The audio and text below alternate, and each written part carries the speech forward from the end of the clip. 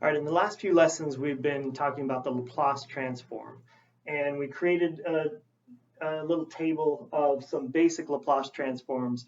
We talked about some properties of the transform, and now we want to do the inverse Laplace transform. So we know how to go from the t domain to the s domain. Now we're going to work on going from the s domain back to the t domain. So for these first few examples, all we're really trying to do is make our function look like one of these transforms that we know, and then work backwards. So for this first one, we've got f of s is equal to 2 over s cubed. And if we look over here, we can see that this looks most like this one here. And in fact, we could rewrite this as 2 factorial. 2 factorial is just 2 over s to the 2 plus 1. And we can see that this is exactly that with an n of 2. So our f of t is just going to be t squared. So there's our inverse Laplace transform. We could also write this as the inverse Laplace transform of our function 2 over s cubed is equal to t squared. All right. Next, we have 3 over s squared plus 9. Now this one looks like one of our trig functions here. But notice the difference between the sine and the cosine, the transform of those two functions, is the transform of the sine has a constant in the numerator, whereas the transform of the cosine has that s there. So here we have a constant in our numerator. So this is looking like sine of bt. In fact, we can rewrite this as 3 over s squared plus 3 squared. And we can see that this is exactly that with a b of 3. So our f of t is equal to sine of 3t. All right, there's our second example. And our third example here is s minus 1 over s squared minus 2s plus 5. All right, so for this one, it looks like maybe one of these, but we're going to need to complete the square in the denominator here to get this into some binomial squared. So let's complete the square. We get s minus 1 over s squared minus 2s, leave some room to complete the square, plus 5. And then let me change colors here. To complete the square here, we need to add 1. And then if we add 1, we have to also subtract 1. So we're going to get that this is equal to s minus 1 over s minus 1 squared plus 4, which is 2 squared. Now this is starting to look very much like this cosine of bt. The only difference now is that instead of an s, we've got an s minus 1. Now remember, one of our properties of the Laplace transform was that we said that if we multiply any function by e to the at, we're going to get this this translation here where, so if we had e to the at times cosine of bt, this is going to be, the Laplace transform of that is going to be s minus a over s minus a squared plus e squared.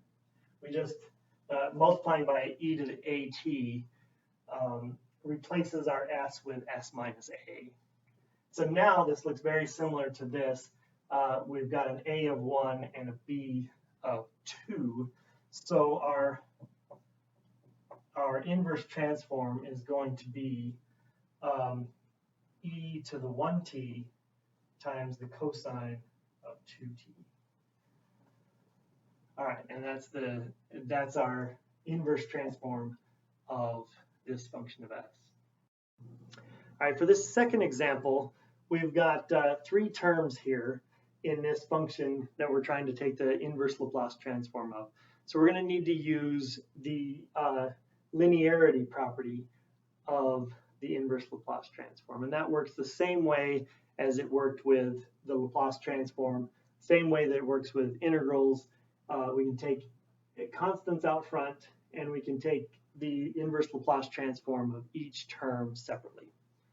So let's do that. Let's write this. Let's bring that 5 out front. Write this as 5 times the inverse Laplace transform of 1 over s minus 6 minus 6 times the inverse Laplace transform of s over s squared plus 9. Let's write that as 3 squared. And then plus 3 times the inverse Laplace transform of 1 over, actually let's take a 2 out of that numerator here. So let's take out put a 3/2 here, and then this will be s squared plus 4s plus 5. All right. So now let's do each of these separately. So up here you get, this is 1 over s minus 6. So you can see that's e to the 6t times 5. So this is 5e to the 6t. Minus 6 times this here is going to be cosine of 3t. So minus 6 cosine of 3t. And then for this third one, we're going to need to complete the square here.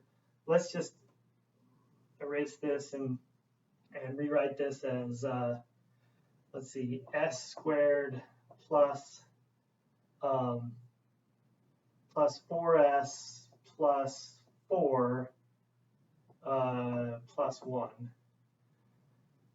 So that's equal to 3/2 times the inverse Laplace transform of 1 over s plus 2 squared plus 1, which is 1 squared. So we can see that that's cosine or sine. But then we've got this translation here of -2. So we're multiplying this by e to the -2t. So this is going to be equal to 3/2 times e to the -2t times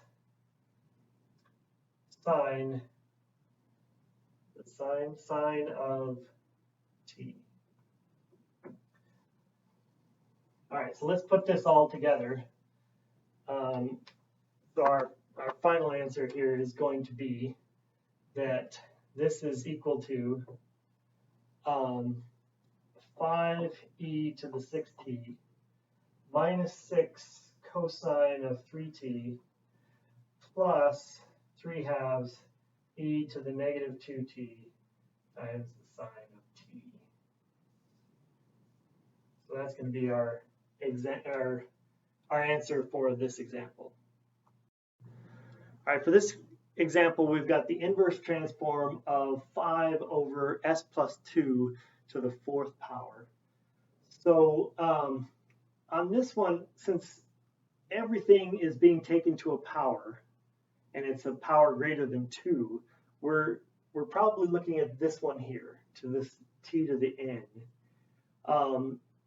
So let's see if we can't make this look like this. So I want to start off by getting this 5 out of here. 5 isn't, we want this to be in factorial. 5 is not anything, it's not a factorial number. So let's get this 5 out front. And we've got 1 over s minus 2, s plus 2, to the, let's write this as 3 plus 1, because that's making it look like our formula here.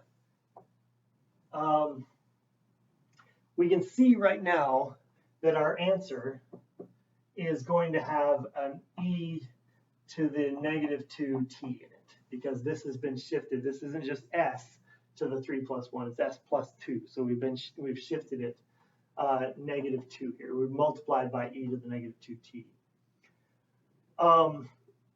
And we can also see that we want this to, if in order for this to look like this, our n has to be 3. So this up on top here has to be 3 factorial. So let's put that up here. Let's replace that with 3 factorial. Now we can't just do that. We've multiplied now by 6. 3 factorial is 6. So we have to also divide by 6. So let's put that divide by 6 out there as well. And so what we're going to be left with is 5/6 times our e to the negative 2t times, now it's just t cubed. And so that's going to be our inverse Laplace transform for that function. All right, our last example here is the inverse transform, or inverse Laplace transform of 3s plus 2 over s squared plus 2s plus 10. So for this one, let's start by completing the square on the bottom here. So the inverse transform of 3s plus 2 over, let's see, this is going to be s plus 1 squared. And we'd have to add 1 in there, so that's going to be plus 9. Let's call that 3 squared. All right, so now we can see that this looks like one of these two. Either e to the at sine of bt or e to the at cosine of bt.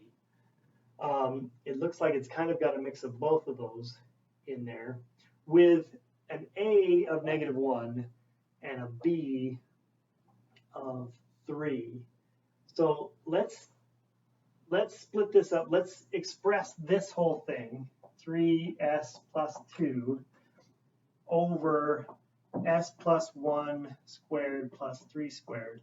Let's write that as some constant a times s plus 1 over s plus 1 squared plus 3 squared, plus some constant b times 3 over s plus 1 squared plus 3 squared.